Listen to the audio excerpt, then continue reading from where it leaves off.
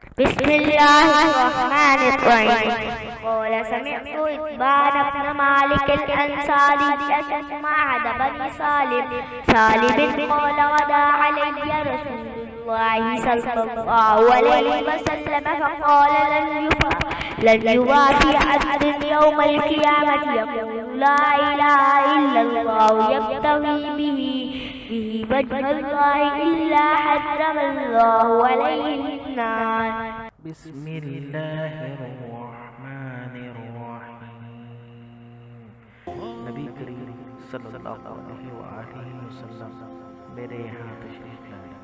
اور فرمایا، کوئی بندہ جب قیامت کے دن اس حالت میں پیش ہوگا کہ اس نے کلمہ لا الہ الا اللہ کا اقرار کیا ہوگا اور اس سے اس کا مقصود اللہ کی خوشنودی حاصل کرنا ہوگا، تو اللہ تعالی دوزخ کی آگ کو اس پر حرام کر دیتا